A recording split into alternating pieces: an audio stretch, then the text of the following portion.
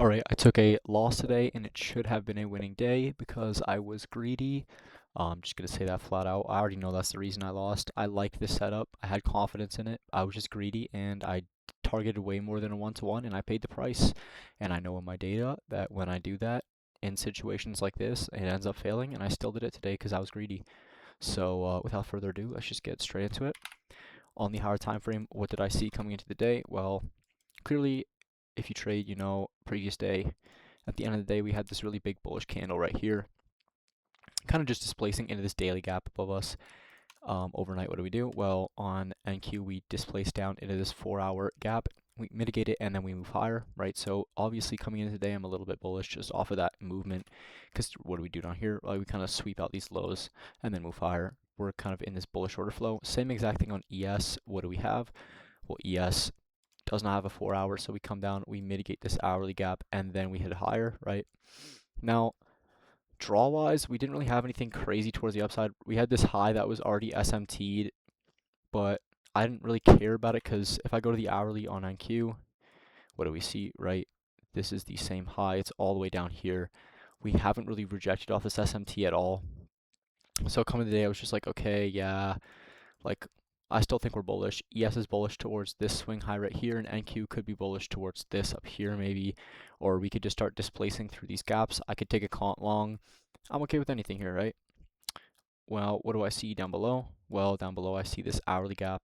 I was like, okay, yeah, this could be an agreed upon DOL. I could trade towards this. I could see us sweeping out this high, and we sweep out this high up here, and I could take a short towards this. But what I was looking to see mostly coming into the day was, if I move down to the 30-minute to become a little bit more clear, the 1-minute, what do we have here, right? We had this data wick printing low resistance leading towards it. So coming into the day, all I wanted to see was I wanted to see the market open low into this hourly gap and then catch some sort of long towards this data high, kind of just going with the higher time frame, just going with the bullish order flow that we've been in this big bullish movement. Now let me just play into open. If you traded today, you already know what happened at open. We end up dumping 1,000 points. I can just play this out. There's nothing to even talk about here. We just kind of move down, move down, move down. What do we see? If I go to the 4-hour, what are we moving towards? Well, clearly at this point, if you're not bearish, then you have some studying to do. We're clearly displacing towards this swing low right here. So this is my DOL for the day now. On ES, what do we see? ES is displacing towards the exact same low.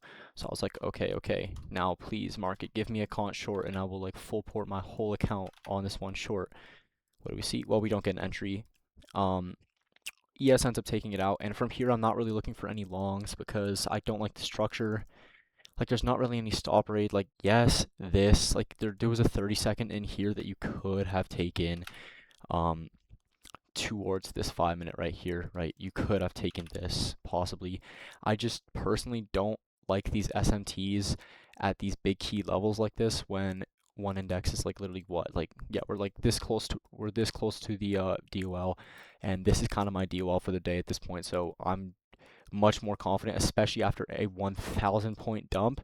I'm much more confident in a short towards this DOL than a long, just trying to catch the reversal of this big falling knife, right? Because in my data, that just does not work. So what do we see after this? Well, we see the market kind of just move up, right? And guys, this is not a small move at all. This is like 400 points. So we're really not playing around at all today. What do we do from here? Well, we come into this gap. What do we do? Well, we open up a 15-minute. So from here, I was looking for shorts off of this 15-minute gap, right? What does ES have? The exact same thing.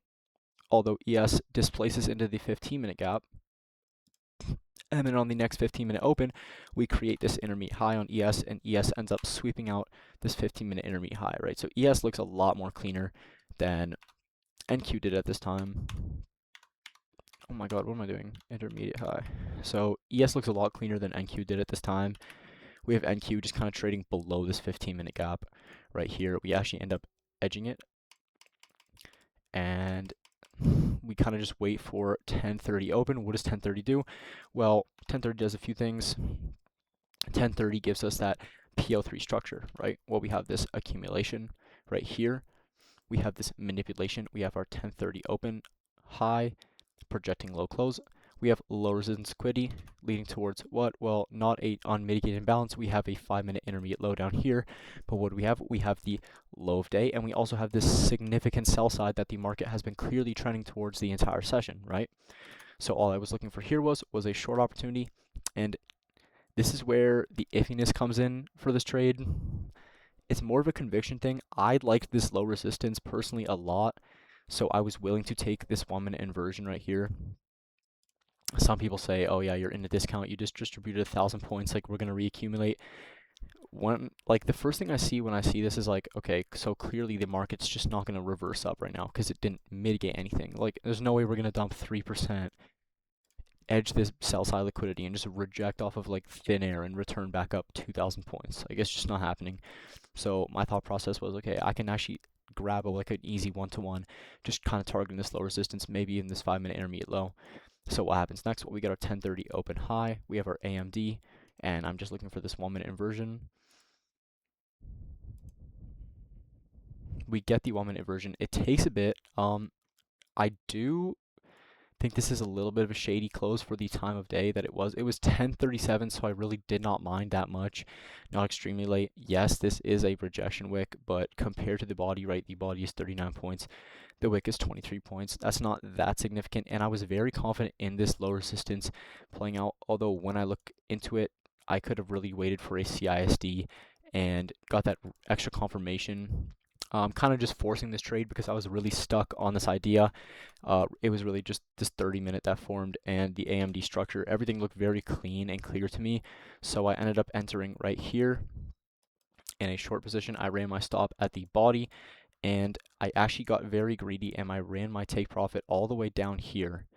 I had no break-even spot because what I was expecting from here was, okay, we have our accumulation, we have our manipulation, we have our confirmation of distribution.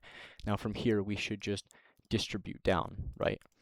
Well, this works most of the time, so we end up edging my stop loss like that, and we end up coming back down into profit.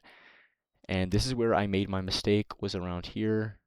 Now, where I should have correctly had my take profit was at a 1-to-1, because what do we have? Well, we have a shady inversion. Overall, I liked the idea, right? But really digging into the current market narrative at the time of this trade, what do we have? We have a trade that is taking place late into the AM session, close to lunch. We have a trade that is taking place after large distribution towards the downside, and we're starting to get confirmation of reaccumulation. So trading these low time frame moves and taking a big take profit is low probability. What else we have? Well, we have this shady inversion showing a little bit of indecision at this time in the market, which you really don't want to see, especially when you're late in the session. But this low resistance just gave me confidence in this play. And to be honest, I was really overconfident in this play, right? I was very focused on this short. I was in the Discord. I was chatting. I was not very extremely dialed in, focused on the market, thinking about every possibility, thinking about, oh, well, maybe this, well, maybe that, well, maybe this, right? And I forced this trade. Is this something that I would take next time? Yeah, it probably is. But the problem here was my take profit, right? So if you look at this, I always target 1-to-1s. Here's my 1-to-1 right here. Now, let's see what happens. Like, we move down.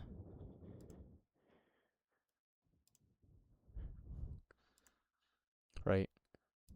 Like, it's just brutal, dude. Okay, so I'm seeing here that um on the mini contract, it's different than the micro contract. On the mini contract, if I just reload TradingView, I should be able to go, because I trade the micro contracts because we were like literally had an 80-point stop loss. I'm not putting one mini on that. So if I go down to here, you can see that it actually hits my 1-to-1 on the micro contract, and it does not hit it on the mini contract. So if we go here, right, this is like around, this is where I took the trade. Stop loss at the swing, 1-to-1. So if I just targeted my simple 1-to-1 like I always do, without greed, oh, maybe it just doesn't hit, bro. Okay, I guess I'm just a liar, dude. What the hell? Okay, so trade idea just invalid. Damn, that sucks. I should have just waited for a CISD, honestly, and I would have not taken this CISD right here after we move back up because I'm just like, okay, it's way too late in the session. If we just didn't deliver off this 1 minute and get a CISD down here, then we're just kind of fried. So I'm just not taking that. I think it's because my fill was a little bit different. Like I got filled a little bit higher. Maybe it was up here. So my 1-to-1 would have ended up hitting like, but it's just unfortunate, right? Like I got greedy, and this is just kind of the stuff that happens when you get greedy in the markets. You just have to learn to take your piece of the pie and get out because P&L does not matter. P&L does, the only thing that matters is if you win or you lose. That's all you matter, and what you learn. What you learn is the most important thing. That's why I'm sitting here talking about how I'm way too greedy today and I've ruined it for myself, right? And it affects your day, right? When you like, I don't know, man. It just sucks. Well, I know what to do next time. I know just to target my simple 1-to-1, and I've learned lessons today, right? Big move down, reaccumulation, maybe not the best conditions to take a trade, and maybe just relax. Don't be so focused on a certain trade idea. So it's all good. Going to the next day. If you made it this far, join the Discord. Link in the description and bio, all that cool stuff. That's where I'm in there talking. So yeah.